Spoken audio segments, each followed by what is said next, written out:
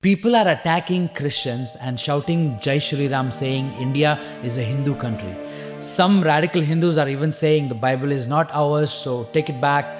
Recently, a woman even slapped a pastor, physically abusing him. In Delhi, in the first week of January 2026, several Christian youths were attacked physically. These guys are physically abusing Christians and taking the law into their own hands. Did you know that over 100 pastors have already been arrested and hundreds of Christians have been arrested simply for being Christians, and the government is not doing anything about it? But here's the truth.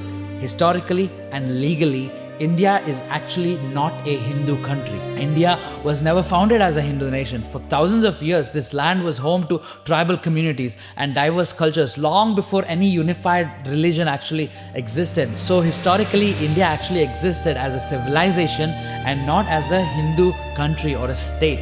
There was no country actually called Hindu nation in ancient history. No king ever ruled India as a Hindu country. Even the word Hindu is not religious in its origin. It actually comes from a Persian pronunciation of Sindhu, meaning people who live beyond the Indus River.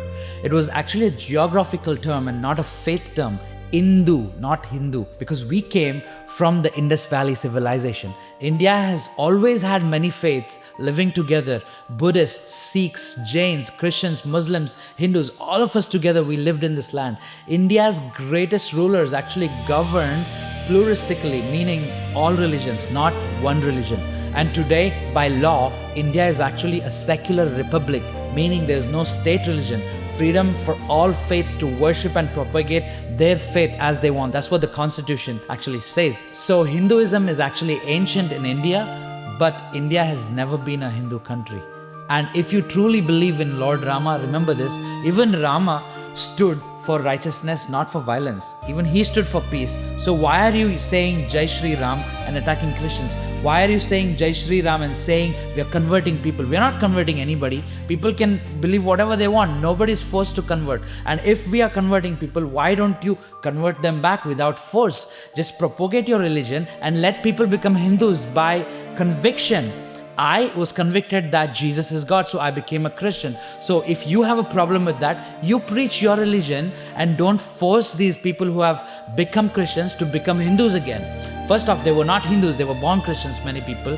And if there is somebody who is having a conviction in their heart that Jesus is God and they are becoming Christians or they are becoming Muslims or whatever it is, it's their conviction and they should be allowed to do so according to the law of the land, the Constitution of India. So if you really want people to believe in a Hindu God, then propagate your religion. Preach about your religion. Don't forcefully attack them and threaten them, beat them, and forcefully convert them back to Hinduism, because that is actually forceful conversion. What the Hindu radicals are doing right now is actually forceful conversion.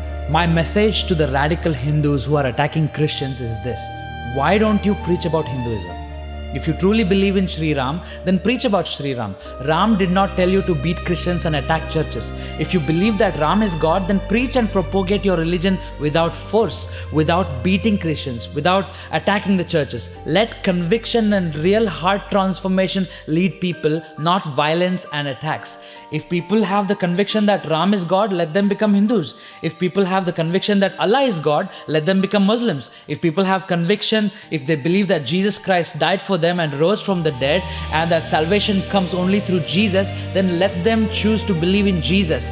If they believe Jesus is a God of love, let them come to Jesus. If you have such strong convictions about your God, then I say to you, start preaching about your God. Start preaching about Ram. Start propagating your religion. Do not forcefully attack the people who are worshipping Jesus. Do not forcefully attack churches. Show to everyone who Ram and Shiva truly are. Preach about them.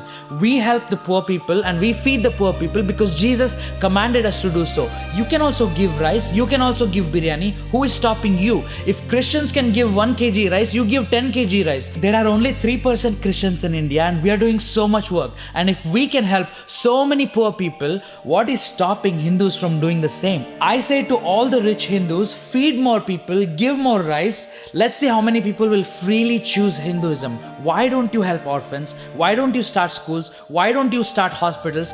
Why do you attack Christians who are doing these things? Of course, we will propagate our religion, we will preach our faith because the Constitution tells us to do so. Let people have freedom to believe what they want, because that is what Indian Constitution teaches us. Freedom to practice and propagate religion. This is the right and privilege of this beautiful land, India. Do not forcefully attack Christians or arrest them with false accusations. Be a real follower of Ram if you really truly love Ram. Do not attack Christians and shout Jai Shri Ram, because that is not what even Rama teaches. The more you touch us, the faster we will grow. If you arrest one pastor, there will be 10 new pastors coming up. If you destroy one church, there's 10 other churches that are coming up, because Jesus is a God of love and Jesus gave his life for us and he proved that he loves us.